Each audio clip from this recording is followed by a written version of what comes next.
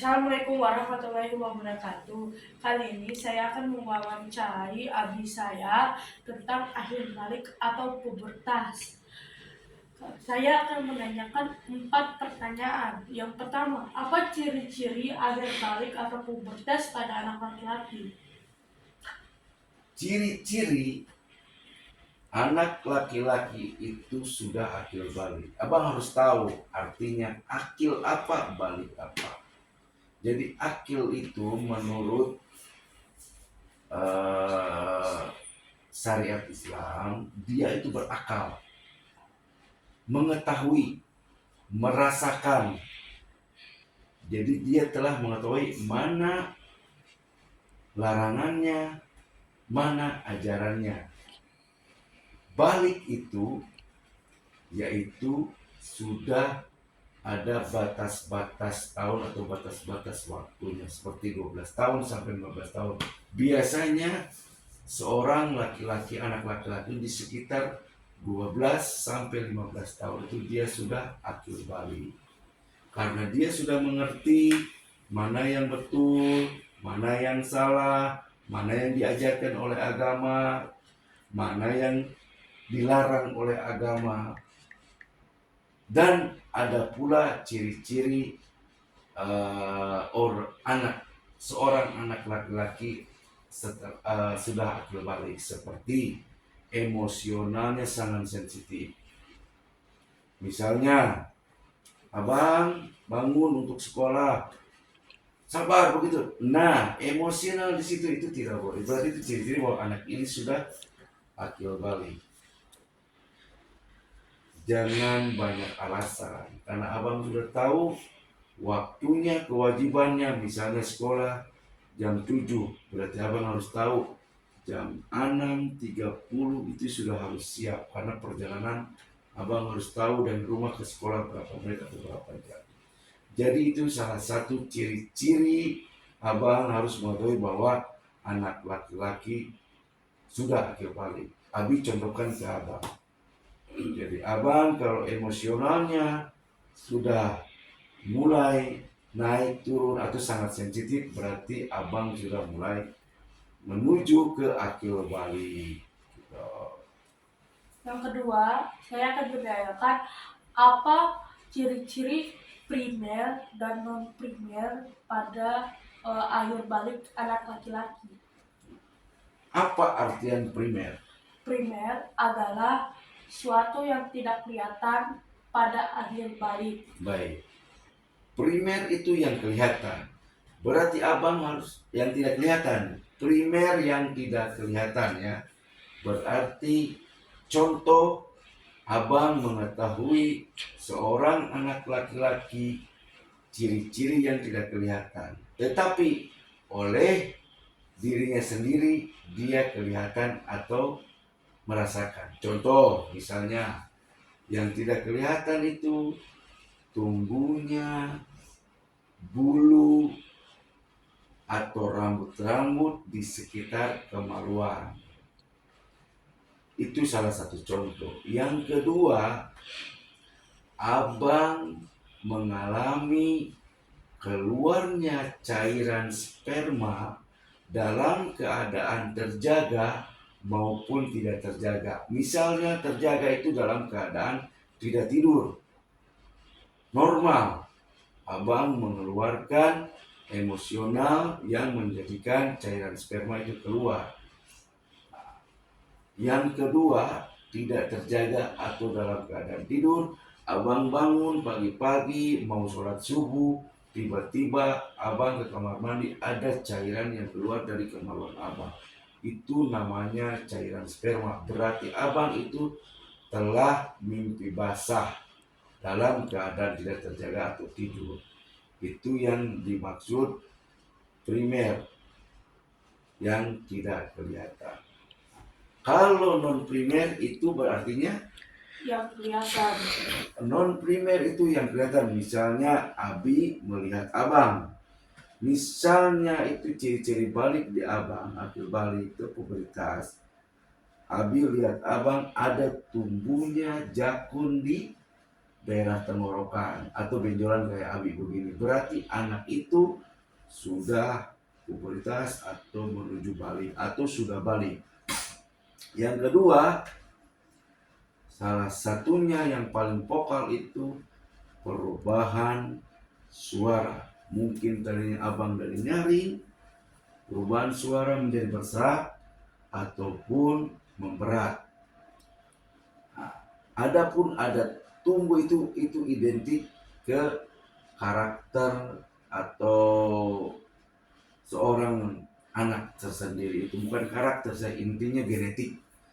Adanya tumbuhnya bulu kumis di atas bibir kumis, adanya janggut, kayak Abi ada kumis tapi Abi sudah dibersihkan, adanya janggut juga berarti anak itu sudah dewasa, sudah balik atau mengalami perubahan atau pubertas. Itulah ciri-ciri yang primer dan sekunder salah satunya. Mengerti? Ngerti. Yang ketiga, saya akan menanyakan tata cara mandi wajib. Nah, abang sebelum mempelajari mandi wajib itu apa? Jadi mandi wajib itu wajib bagi anak yang laki-laki atau perempuan yang sudah mengalami akil balik atau mengalami pubertas atau mengalami mimpi basah, terjaga maupun tidak terjaga, dan wajib untuk sholat Jumat. Sebelum sholat Jumat wajib mandi Jumat. Caranya bagaimana? Pertama abang harus mempelajari, harus menghafal, harus mengetahui doa niat sholat mandi bersih atau mandi wajib. Caranya abang bisa pelajari di buku itu, abang bisa menanyakan kami. Contohnya seperti ini. Pertama-tama abang basuh telapak tangan dengan air yang mengalir atau air yang bersih, dan air itu bisa diminum, contohnya air bersih lah ya. Pertama-tama abang basuh tangan 3 kali sampai sela-sela tangan dibersihkan, kuku-kuku semua dibersihkan selama 3 kali. Kedua atau ketiga, abang membersihkan tubuh yang dianggap kotor. Contoh, misalnya tubuh abang harus bersihkan, lubang telinga abang harus bersihkan, lubang hidung, terus pusar abang bersihkan, bagian-bagian tubuh yang kelipat, contoh seperti ketiak, mungkin sikut di bawah ini, itu tetap abang harus basuh dan bersihkan. Setelah itu abang cuci tangan pakai sabun, lalu basuh dengan air atau pakai ada sabun, pakai tanah juga, tapi tanah yang bersih. Lalu cuci, kasih bersih. Setelah itu bertangan sudah bersih, abang berwudu seperti biasa. Abang tahu wudu? Tahu. Abang berwudu seperti biasa dari mulai tangan sampai kaki. Setelah berwudu, abang membasahi tubuh dari bagian kanan sampai ke kiri sebanyak kurang lebih 3 kali. Setelah itu abang membasuh rambut sampai mendapatkan ubun-ubun atau kulit kepala sebanyak 3 kali. Setelah itu abang harus meyakinkan bahwa tidak ada lagi kotoran, meyakinkan tidak ada kotoran di bagian-bagian tubuh yang tidak kelihatan atau bagian-bagian tubuh yang terlipat. Sudah yakin bersih? Alhamdulillah, mandi bersih selesai. Jangan lupa belajar doanya atau niatnya.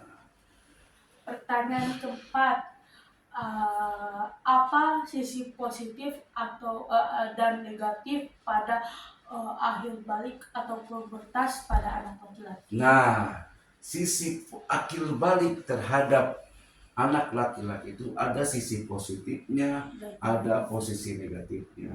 Ada begini contoh. Misalnya anak kecil melakukan kesalahan.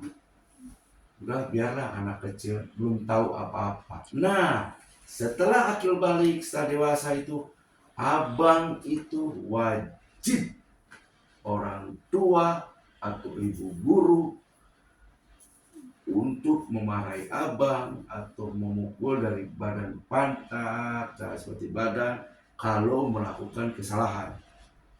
Karena abang sudah tahu mana yang benar, mana yang salah. Jadi, keuntungan sisi positifnya, anak itu sudah akil balik itu sudah berakal, mengetahui mana yang diajarkan oleh syariat agama Islam, dan abang mengetahui mana yang harus dijauhi oleh ajaran agama Islam. Karena abang merasakan, berakal, mengetahui, dan merasakan lalu mana yang benar, mana yang salah. Itu sisi positifnya seorang sudah akil balik. Kayak abang sudah bisa memilih. Contoh, abang mau ke sekolah, jadi abang harus pakai pakaian seragam sekolah yang rapi. Tidak mungkin abang memakai pakaian yang lain-lain. Karena abang sudah berakal, abang mengetahui bahwa aturan sekolah ini harus rapi, rambut harus potongannya pendek, kuku harus bersih, sepatunya hitam misalnya. Nah, itulah ciri-ciri positif seorang anak laki-laki ataupun mungkin perempuan sudah akil balik, yaitu mengetahui, merasakan, dan bisa memilih-milih mana yang benar dan salah yang disyariatkan oleh agama Islam. Kalau sisi negatifnya, nah ini yang Abi selalu bilang, abang harus sabar. Karena seorang anak laki-laki yang sudah akil balik, emosionalnya sangat sensitif. Misalnya, Abi dengar panggil pulang sekolah, abang mari ganti pakaian dulu, cuci kaki, cuci tangan, kalau bisa berwudu, kalau waktunya duhur, waktu asar, jangan langsung tidur. Kadang-kadang abang begini, dikit lagi, tidak boleh. Nah, itulah seorang akil balik bisa membantah orang tua atau ibu guru karena udah secara sensitif emosionalnya. Jadi harus banyak bersabar. Makin dewasa, makin besar, abang harus makin sabar. Mana yang benar, jalankan. Mana yang salah, jauhi. Insya Allah, abang jadi anak yang soleh, yang berguna buat orang tua, berguna buat adik-adik, beradik, kakak, berguna buat saudara, berguna buat sekolah, ibu guru, dan tidak memalu-malukan yang mendidik abang di rumah sampai sekolah. Insya Allah berguna buat bangsa dan negara. Amin. Amin. Amin. Alhamdulillah. Ada lagi pertanyaannya? Tidak. Oke. Terima kasih Abi telah memberikan kita info-info tentang pubertas atau akhir balik. Baik, abang. Jadi kurang lebihnya Abi minta maaf kalau ada kata-kata Abi yang kurang pas atau gimana. Abang bisa mempelajari lagi di buku-buku Islam atau menanyakan di ustazah atau ustadz di sekolah apa yang lebih benar. Abi hanya menyampaikan yang Abi tahu, yang abang tanya. Insya Allah bermanfaat buat abang. Kurang lebihnya Abi minta maaf buat abang dan ustazah dan ustadz di sekolah. Assalamualaikum warahmatullahi wabarakatuh.